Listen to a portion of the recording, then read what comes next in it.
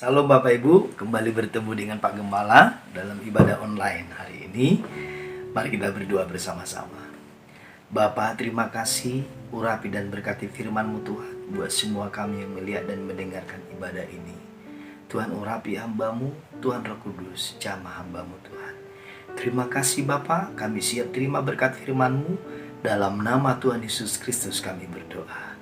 Yang percaya diberkati sama-sama katakan, amin. Puji Tuhan Yesus Kristus.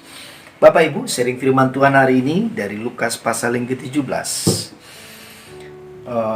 ayat yang ke-11 sampai ayat yang ke-19. Ini berbicara tentang kisah 10 orang kusta yang disembuhkan oleh Tuhan Yesus Kristus. Kita semua disembuhkan Tuhan, amin Bapak Ibu. Perhatikan dikatakan, dalam perjalanannya ke Yerusalem, Yesus menyusul perbatasan Samaria dan Galilea. Ketika ia memasuki suatu desa, datanglah 10 orang kusta menemui dia. Mereka tinggal berdiri agak jauh dan berteriak, "Yesus Guru, kasihanilah kami."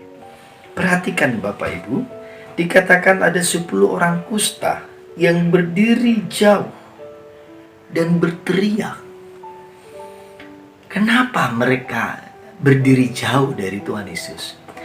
Karena di Alkitab dicatat dan tradisi di Israel Bapak Ibu dan kota-kota di sekitarnya, dahulu kalau ada orang kusta, maka orang kusta ini gak boleh tinggal di rumah, tidak boleh tinggal di perkampungan Bapak Ibu, tapi mereka harus tinggal di luar kampung atau di pinggir hutan atau di tempat yang terasing. Tidak boleh dekat dengan orang sehat.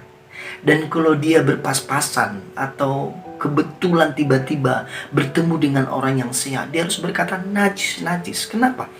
Karena kusta, kulitnya penuh dengan kusta dan itu sangat menjijikkan. Dan itu penyakit yang berbahaya Bapak Ibu. Apalagi zaman dulu obatnya belum ada. Dan dahulu kusta itu dianggap sebagai sebuah kutuk bagi orang itu. Jadi kita bisa maklumi, ke-10 orang kusta ini bukan hanya menderita jasmani, bukan hanya menderita fisik, tapi menderita psikologis, psikisnya, menderita jiwanya, mentalnya menderita Bapak Ibu, hatinya menderita, kecewa, sakit hati dan sebagainya. Dan kita nggak tahu kenapa mereka jadi sakit kusta. Tapi lihat dikatakan 10 orang, bukan 1, bukan 2, 10. Mereka seperti bisa seperti tim kor Bapak Ibu, gabungan kor. Bersama-sama berteriak, "Yesus Guru, kasihanilah kami." Bukan aku, tapi kami. Artinya bersama-sama. 10-10-nya berteriak minta tolong bersama-sama. Amin Bapak Ibu. Kalau kita bersama-sama, seiman, percaya dengan doa sungguh-sungguh, saya percaya doa kita dijawab. Amin. Puji Tuhan. Firman Tuhan berkata, 2-3 orang berdua dalam namaku, aku ada di tengah-tengah mereka. Puji Tuhan Yesus Kristus. Mari kita baca ayat selanjutnya. Dikatakan, lalu ia memandang mereka dan berkata, Yesus memandang mereka. Mereka siapa?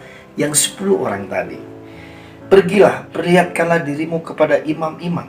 Dan sementara mereka di tengah jalan, mereka menjadi tahir. Seorang dari mereka ketika melihat bahwa ia telah sembuh, kembali sambil memuliakan Allah dengan suara nyaring. Lalu tersungkur di depan kaki Yesus dan mengucap syukur kepadanya. Orang itu adalah seorang Samaria.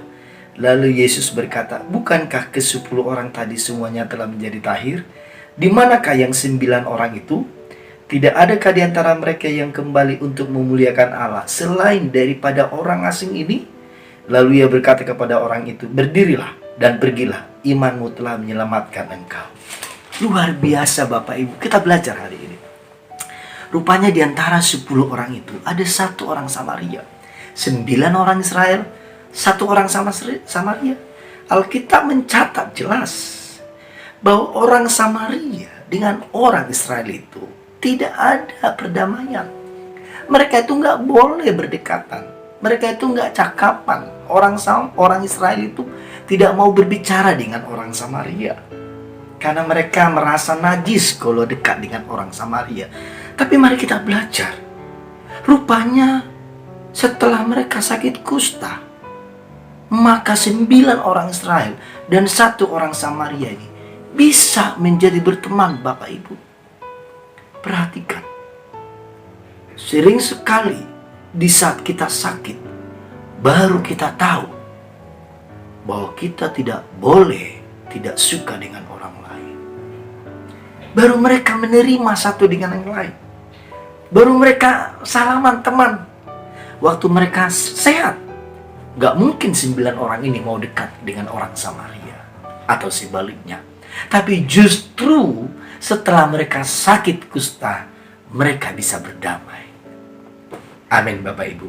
Jangan Tuhan izinkan sakit dulu baru kita berdamai dengan orang lain. Jangan, Bapak Ibu. Ayo ngomong kanan kiri, berdamai, berdamai, bilang damai, damai. Amin. Bukankah sering sekali hidup kita begitu? Setelah kita mengalami sesuatu, baru kita sadar. Baru kita tahu bahwa yang kita lakukan sebelumnya adalah salah. Luar biasa. Jadi kita bisa melihat, Bapak Ibu, positifnya. Kita bisa melihat sebuah kelebihan. Kita bisa melihat ada sukacita berkat tersendiri di dalam penderitaan yang ke-10 orang ini alami. Sering sekali setelah kita menderita, baru kita memahami arti Tuhan dalam hidup kita. Baru kita memahami arti berkat Tuhan dalam hidup kita. Baru orang ini mengerti. Setelah mereka sakit, baru mereka tahu bahwa mereka tidak boleh membenci satu dengan yang lain. Bahwa Israel dan Samaria harus bersama-sama. Amin, Bapak Ibu. Amin, puji Tuhan. Mereka berdoa bersama-sama kepada Tuhan Yesus Kristus. Tidak ada lagi jarak di antara mereka. Tidak ada lagi gap, Bapak Ibu. Jangan sampai sesuatu terjadi baru kita bertobat, Bapak Ibu. Bertobat sebelum sesuatu terjadi dalam hidup kita. Alangkah baiknya begitu, Bapak Ibu. Dokter berkata, mencegah jauh lebih baik daripada mengobati. Amin, Bapak Ibu. Tapi kalau sudah sakit, apa yang harus kita lakukan? Kita harus bisa belajar dari apa yang kita derita. Mereka ini belajar. 9 orang ini belajar. Setelah mereka kusta, belajar bahwa mereka tidak boleh menjaga jarak dengan orang Samaria ini. Akhirnya mereka berteman, Bapak Ibu. Mereka salaman satu dengan lain. Waktu mereka sehat, belum tentu mereka mau dekat. Pasti mereka berjauhan. Tapi setelah mereka sakit kusta sama-sama, mereka menjadi berteman. Amin, Bapak Ibu. Jadi sering sekali ada keindahan, sering sekali ada hal-hal yang positif, sering sekali ada hal-hal kebaikan Tuhan di dalam penderitaan-penderitaan kita. Yang percaya katakan amin. Amin. Makanya belajarlah melihat penderitaan dan pergumulanmu dari kacamata Tuhan. Jangan melihat dari kacamata manusia, engkau akan kecewa. Belajarlah melihat segala sesuatu yang tidak enak dalam hidupmu melalui kacamata Tuhan Yesus Kristus. Yang percaya katakan amin. Amin. Makanya dikatakan firman Tuhan, Yesus melihat mereka, memandang mereka. Memandang siapa? Ke-10 orang itu. Coba kalau begini orang Israel yang 9 itu berkata, Tuhan kasihanilah kami orang Israel yang 9 orang ini dan orang Samaria yang 1 ini. Begitukah doa mereka? Tidak. Mereka 10-10-nya berkata, Tuhan kasihanilah kami. Jadi tidak ada lagi jarak, tidak ada lagi perbedaan. Tidak ada lagi engkau Samaria, aku Israel. Tidak ada lagi, Bapak Ibu. Sering sekali di dalam doa pujian penyembahan kita kepada Tuhan, kalau kita datang melayani kepada Tuhan, Bapak Ibu, kita harus tanggalkan atribut kita. Posisi kita di kantor, sekalipun engkau seorang direktur, seorang manajer, seorang supervisor, atau seorang petinggi lah katakan, atau seorang yang punya jabatan yang tinggi di dalam pekerjaanmu. Tapi kalau engkau masuk dalam ibadah, engkau masuk dalam gereja dan pelayanan, engkau harus membuka itu. Engkau harus memakai jubah hamba Tuhan, jubah pelayanan. Amin, Bapak Ibu. Dan semuanya kita satu di dalam Tuhan Yesus Kristus. Luar biasa, Bapak Ibu. Apa yang membuat doa mereka cepat dijawab oleh Tuhan? Karena mereka sepakat, karena mereka unity, bersatu. Tidak ada lagi perbedaan. Kenapa rumah tangga sulit sekali diberkati Tuhan? Karena suami dan istri tidak pernah bersatu. Suami tidak mengasihi istri sungguh-sungguh. Istri tidak menghormati suami dengan baik. Dan anak-anak memberontak terhadap orang tua, dan orang tua tidak sayang kepada anak-anak. Sehingga tidak ada berkat yang turun. Tidak ada hadirat Tuhan dalam rumah tangga. Tidak ada pertolongan mujizat Tuhan. Kenapa? Karena tidak ada unity, kesatuan, kerukunan. Mazmur 133 berkata, kalau kita hidup rukun Bapak Ibu, maka ada berkat kehidupan ke sana, kata Alkitab, Mazmur 133. Maka Tuhan akan memberitakan berkat kehidupan ke sana. Seperti embun di Gunung Hermon Bapak Ibu, yang pergi berangkat turun ke atas gunung-gunung Sion. Hal yang sama dengan hidup kita, dengan keluarga kita. Maka untuk itu saya ingatkan suami dan istri, harus unity bersama-sama, doa bersama-sama, baca Alkitab bersama-sama, melayani bersama-sama, mengalami kasih bersama-sama. Amin. Saling tolong-menolong, saling bertanggung jawab satu dengan yang lain. Suami tanggung jawabin keluargamu. Berikan istrimu uang belanja yang tepat. Jangan dipotong, jangan dikurangin. Ditambahin boleh Bapak Ibu. Amin. Suami-suami, itu suami yang baik. Istri yang baik bertanggung jawablah dengan baik. Lakukanlah pekerjaanmu dengan kasih. Sayangi sungguh-sungguh suamimu. Urus anakmu dengan baik. Jangan ngurusin urusan orang. Urusan diri sendiri belum bisa selesai, masa mau ngurus orang lain? Masa mau ngurus tetangga? Urus dulu keluargamu, maka nanti engkau bisa mengurus orang lain. Amin suami-suami, amin istri-istri. Lakukan itu, maka berkat Tuhan akan turun di dalam rumahmu. Amsal berkata, berkat Tuhan ada di rumah orang benar, tapi kutuk ada di rumah orang fasik. Amin. Saya percaya kalau unity dalam keluarga terjadi, ada kesatuan iman, kasih, dan pengharapan, maka mujizat pertolongan dan hadirat Tuhan akan turun dalam keluarga itu. Luar biasa. Itu yang membuat mereka doanya dijawab dengan cepat Bapak Ibu. Karena mereka sudah unity. Makanya Yesus memandang mereka. Yesus berkata, pergilah perlihatkan dirimu kepada imam-imam. Tapi lihat, di tengah jalan mereka sudah sembuh. Di tengah jalan. Jadi doa mereka di tengah jalan sudah dijawab. Ini yang disebut percepatan jawaban doa Bapak Ibu. Mau doamu dijawab cepat? Unity. Bersatu. Sungguh-sungguh dengan Tuhan. Bangun relationshipmu dengan Tuhan. Bangun persekutuan pribadimu yang kuat dengan Tuhan. Kalau engkau seorang suami, unity dengan istri dan anak-anakmu. Unity dalam keluarga. Maka doamu akan mengalami jawaban yang dipercepat. Amin. Bukankah kita selalu mengharapkan doa kita cepat dijawab? Luar biasa. Mereka belum sampai kepada imam-imam. Alkitab berkata, di tengah jalan mereka sudah sembuh. Luar biasa. Itu doa kita Bapak Ibu. Dan yang terakhir, rupanya setelah mereka melihat diri mereka sembuh, ada satu yang kembali kepada Tuhan. Dan herannya dan uniknya Bapak Ibu, dan rohaninya begini. Rupanya Tuhan Yesus tetap menunggu di tempat. Dia berkata kepada mereka, pergi kepada imam-imam. Mengapa Tuhan nunggu di situ? Rupanya Tuhan Yesus ingin melihat respon mereka. Tapi di tengah jalan waktu mereka sembuh, yang kembali kepada Tuhan mengucap syukur dan memuliakan Tuhan, cuma satu orang. Bukan orang Israel, tapi orang Samaria. Justru yang satu orang Samaria itu yang kembali kepada Tuhan. Luar biasa.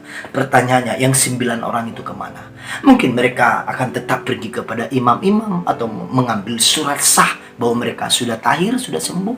Atau mungkin mereka langsung pergi ke rumah makan, mungkin udah lapar. Atau mereka langsung pergi ketemu keluarganya, sudah lama tidak menyentuh keluarganya dan sebagainya. Kita nggak tahu. Tapi yang jelas mereka tidak datang kepada Tuhan. Bapak Ibu, alamatnya jelas. Temanya jelas, intinya jelas. Kalau engkau nggak datang kepada Tuhan, berarti engkau datang kemana-mana. Kalau engkau nggak datang menyembah Tuhan, berarti engkau sedang menyembah yang bukan Tuhan. Kalau engkau tidak datang berdoa kepada Tuhan, berarti engkau sedang melakukan sesuatu di luar Tuhan. Amin Bapak Ibu. Artinya begini, segala sesuatu yang kita lakukan dalam hidup kita, baik perkataan, sikap, perbuatan, pekerjaan, pelayanan kita, apa saja yang kita lakukan, dan di mana saja pun kita, dan dengan siapapun kita harus melibatkan Tuhan dalam hidup kita, dalam hati kita. Amin Bapak Ibu. Kalau engkau sedang mengendarai mobilmu, engkau bisa sambil berdoa dan sebagainya. Itu yang disebut datang kepada Tuhan. Bapak Ibu, dari 10 orang ini hanya satu yang kembali kepada Tuhan Yesus Kristus. Yesus bertanya, mana yang 9 itu? Rupanya Tuhan sengaja menunggu di situ untuk melihat respon mereka setelah mereka mendapat berkat dan mereka disembuhkan. Pelajaran yang terakhir dari kisah ini. Sering sekali Bapak Ibu, di saat kita sedang menderita, sedang bergumul dan sedang sakit dan sebagainya, kita sungguh-sungguh datang berdoa kepada Tuhan. Tapi setelah kita mengalami kesembuhan, kita mengalami pertolongan, mujizat dan berkat Tuhan, malah kita lupa kepada Tuhan. Bapak Ibu, saya mau beritahu Bapak Ibu, setiap hari sebelum engkau melakukan sesuatu, terlebih dahulu datanglah di kaki Tuhan. Disitulah awal kehidupanmu setiap hari. Amin Bapak Ibu. Yang kedua, setiap hal yang kau alami dalam momen kehidupanmu, misalnya kau mendapat berkat Tuhan, mendapat pekerjaan yang baru, mendapat jodoh yang terbaik, mendapat promosi, atau mendapat apalah dalam hidupmu, utamakan Tuhan lebih dahulu. Datang kepada Tuhan, mengucap syukur kepadanya dan berkata, Tuhan Yesus, terima kasih, semua ini karena Engkau. Amin Bapak Ibu. Lalu Yesus bertanya, mana yang 9 itu? Rupanya Tuhan berharap semua mereka datang, tapi hanya satu yang datang. Bapak Ibu, yang 9 ini kehilangan berkat yang terbaik dari Tuhan. Memang mereka mendapatkan berkat kesembuhan, tapi mereka tidak mendapatkan kaki Tuhan. Mereka tidak mendapatkan hadirat Tuhan secara pribadi. Mereka tidak mendapatkan keselamatan jiwa. Yesus berkata kepada orang Samaria ini, berdirilah, imanmu telah menyelamatkan engkau. Bukan hanya kesembuhan yang diterima orang satu ini, tapi jiwanya pun diselamatkan karena imannya. Bapak Ibu, kita bisa aja disembuhkan secara fisik, tapi belum tentu kita masuk surga. Yang terutama adalah jiwa kita disembuhkan dan tubuh kita disembuhkan.